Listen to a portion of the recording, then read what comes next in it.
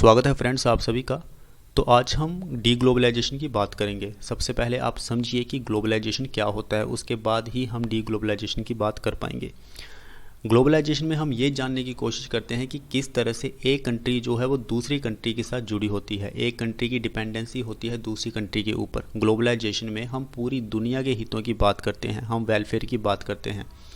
लेकिन ग्लोबलाइजेशन का उलट होता है डी ग्लोबलाइजेशन, जब हम पूरी दुनिया से कट होने की कोशिश करते हैं, हम आइसोलेशन की बात करते हैं, हमें सिर्फ अपने देश से मतलब होता है, हम अपनी इकोनॉमी को रेस्ट्रिक्ट करना चाहते हैं सिर्फ अपने देश तक, तो इसे बोलते हैं डी ग्लोबलाइजेशन।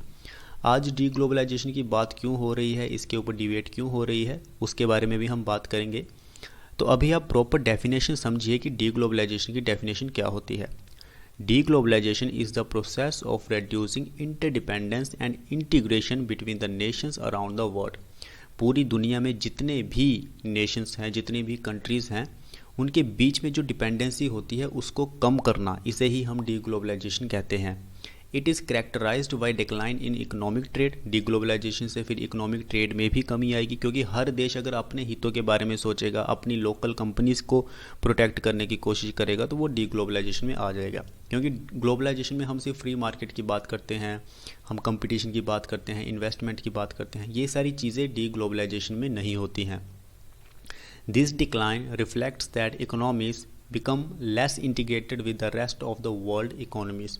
अगर कोई देश ये चाहता है कि मेरी जो डिपेंडेंसी है वो दूसरे देश से कम हो, मैं दूसरे देश से ज़्यादा सामान ना खरीदूं, तो इससे क्या होता है, उस कंट्री की जो इकोनॉमी होती है वो कम इंटीग्रेटेड हो जाती है दूसरी इकोनॉमिक्स के साथ। तो अभी हम बात करते हैं impact of deglobalization. Deglobalization के प्रभाव क्या होते हैं। मुझे लगता है कि आपको डी ग्लोबलाइजेशन और ग्लोबलाइजेशन के बीच में डिफरेंस पता चल गया होगा। ग्लोबलाइजेशन में हम बात करते हैं डिपेंडेंसी की, यानी कि हमारी डिपेंडेंसी होती है दूसरी कंट्रीज़ के ऊपर। लेकिन डी ग्लोबलाइजेशन में हम उस डिपेंडेंसी को कम करने की कोशिश करते हैं और ज़्यादा से ज़्यादा प्रोडक्शन हम सिर्फ और सिर्फ अपनी कंट्री में करना चाहते हैं, तो हम आइसोलेशन की बात कर रहे हैं। तो ये हो गया डी ग्लोबलाइजेशन। तो इम्पैक्ट में अगर हम बात करें तो सबसे पहले आता है economic impact. Deglobalisation will lead to reduction in the rate of economic growth. आज जितनी तेज़ी से इकोनॉमिक ग्रोथ हो रही है पूरी दुनिया में, जो डेवलपिंग कंट्रीज़ हैं वो भी ग्रो हो रही हैं, लीस्ट डेवलप्ड कंट्रीज़ हैं वो भी ग्रो हो रही हैं, और डेवलप्ड कंट्रीज़ तो ग्रो हो ही रही हैं। लेकिन अगर डीग्लोबलाइजेशन होगा, हर एक कंट्री सिर्फ अपने हितों के बारे में सोचेगी, तो इससे क्या होगा, जो इकोनॉमिक ग्रोथ होगी वो डाउन हो जाएगी। डेवलपिंग कंट्री डेवलप नहीं कर पाएंगी, लीस्ट डेवलप्ड कंट्रीज़ भी डेवलप नहीं कर पाएंगी। It will lead to protectionism. इससे क्या होगा कि जो प्रोटेक्शनिज्म है वो और भी बढ़ेगा। प्रोटेक्शनिज्म क्या होता है, जब एक कंट्री अपनी लोकल मार्केट को, लोकल कंपनीज़ को प्रोटेक्शन देती है और जो फॉरेन की कंपनीज होती है उनको आने से रोकती है, या उनके ऊपर हैवी टैक्सेस, टैरिफ लगा दिए जाते हैं ताकि वो कंपटीशन में ही ना रहें, with reduced cooperation among countries. So deglobalization will lead to reduction in competition and rise in general prices of the goods and services. It will destroy employment opportunities। अब deglobalization का सबसे बुरा प्रभाव ये है कि employment opportunities जो होती हैं वो भी destroy होती है, उसमें भी कमी आती है। क्योंकि कई सारे स्किल्ड पीपल होते हैं किसी देश के, जो दूसरे देश में जाके काम करना पसंद करते हैं और काम करना चाहते हैं, क्योंकि उनके पास स्किल्स होते हैं। लेकिन जब उनको वीज़ा ही नहीं मिलेगा या वीज़ा बहुत मुश्किल से मिलेगा, तो इससे जो एम्प्लॉयमेंट अपॉर्चुनिटीज़ होगी उनमें कमी आएगी और उनको नुकसान पहुंचेगा। It may lead to increased import cost due to lesser choice and options, and manufacturers and producers would have to pay more for equipment, commodities and intermediate products from foreign markets. अब मान लीजिए कोई company है, वो बाहर से कुछ import करना चाहती है, अपने देश में लाना चाहती है, लेकिन हर एक देश अगर आइसोलेशन की बात करेगा, अगर हर एक देश सिर्फ अपने हितों के बारे में सोचेगा, तो वो देश की जो कंपनी होगी वो कैसे सामान इंपोर्ट कर पाएगी अपने देश में, क्योंकि उसके पास कोई चॉइस ही नहीं बचेगी। और जब उसे चॉइस नहीं बचेगी तो उसे सामान महंगा मिलेगा, इससे गुड्स एंड सर्विसेज भी महंगी हो जाएंगी, आम लोगों को भी नुकसान होगा। तो ये सारी चीज़ें हमें डीग्लोबलाइजेशन में देखने को मिलती हैं।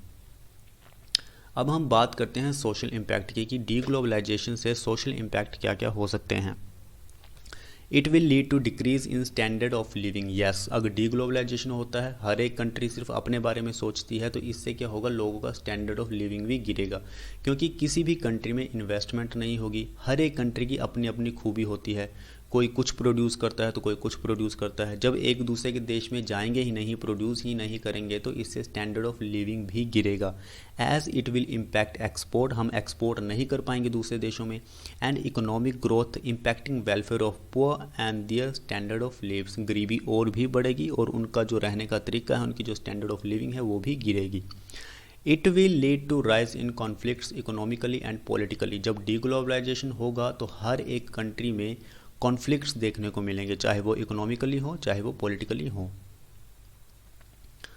पॉलिटिकल इम्पैक्ट की अगर हम बात करें, it would affect polity leading to instability in political framework of nations. जब देश में गरीबी फैलेगी, जब इन्वेस्टमेंट नहीं आएगी, टेक्नोलॉजी नहीं आएगी, तो उससे क्या होगा कि ज़बरदस्त हमें कॉन्फ्लिक्ट देखने को मिलेगा और उस देश में इंस्टेबिलिटी आना शुरू हो जाएगी due to rise in prices, क्योंकि सामान महंगा हो जाएगा डीग्लोबलाइजेशन की वजह से, रहना बहुत मुश्किल हो जाएगा।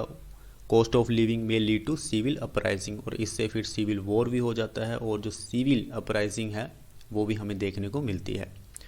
अब हम बात करते हैं कि टेक्नोलॉजी कैसे प्रभावित हो जाती है डीग्लोबलाइजेशन से।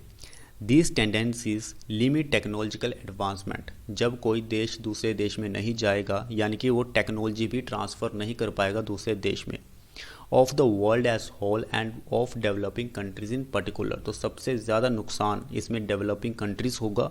हालांकि हर एक कंट्री को होगा, चाहे वो डेवलप्ड हो लीस्ट डेवलप्ड हो, लेकिन सबसे ज़्यादा नुकसान इसमें डेवलपिंग कंट्रीज़ को होगा, क्योंकि उनके पास टेक्नोलॉजी की कमी आ जाएगी, उनके पास टेक्नोलॉजी नहीं आएगी एडवांस्ड कंट्री से। Limited knowledge sharing, lack of flow of technology to developing countries limit advancement in science, और वो साइंस में बहुत पीछे हो जाएंगे।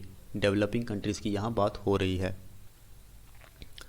इम्पैक्ट ऑन एनवायरमेंटल कन्वर्सेशन, अब ये सबसे ज़्यादा, सॉरी यहाँ कन्वर्सेशन नहीं आएगा, कंजर्वेशन आएगा।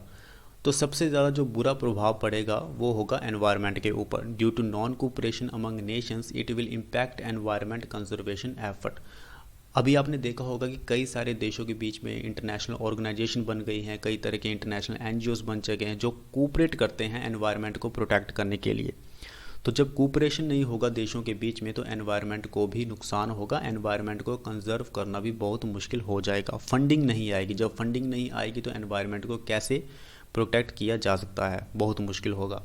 अब हम बात करते हैं इम्पैक्ट ऑन वुमेन एम्प्लॉयमेंट। आपको पता है कि वुमेन का जो मुद्दा है वो बहुत सीरियस है, सेंसिटिव है, क्योंकि कई सालों से एक्सप्लॉयटेशन हुआ है वुमेन का, और आज वो 21st सेंचुरी में जाके काम कर सकती है, उनका एम्पावरमेंट हुआ है। तो डीग्लोबलाइजेशन की वजह से वुमेन के ऊपर बहुत बड़ा प्रभाव पड़ेगा, क्योंकि वुमेन को अपॉर्चुनिटी नहीं मिलेगी बाहर जाने की, काम करने के लिए, दूसरे देशों में नहीं जा पाएंगे।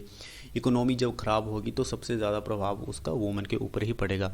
डीग्लोबलाइजेशन would impact women empowerment efforts as it will impact women movements across the globe. आज दुनिया भर की महिलाएं इकट्ठी हो चुकी हैं, वुमेन राइट्स की बात करती हैं, वो सारी चीज़ें भी टूट जाएंगी डीग्लोबलाइजेशन की वजह से। इम्पैक्ट ऑन सिक्योरिटी, अब देखिए जब एक कंट्री दूसरी कंट्री के साथ कोऑर्डिनेशन नहीं करेगी, मीटिंग्स नहीं करेगी, तो इससे जो टेररिस्ट ऑर्गेनाइजेशन होती हैं उनको मौका मिल जाता है किसी दूसरे देश में दंगा फसाद करवाने के लिए या आतंकवादी हमले करवाने के लिए। So opportunity for terrorist to carry out violence due to lack of coordination among nations. तो ये सबसे बुरा प्रभाव हमने देखा डीग्लोबलाइजेशन का। तो फ्रेंड्स यही था डीग्लोबलाइजेशन। अगर आपको मेरी वीडियो अच्छी लगी हो तो प्लीज़ लाइक करें, शेयर करें, सब्सक्राइब करें। आप टेलीग्राम चैनल ज्वाइन कर सकते हैं नोट्स के लिए, फेसबुक पेज लाइक कर सकते हैं और इंस्टाग्राम पे भी फॉलो कर सकते हैं। तब तक के लिए धन्यवाद।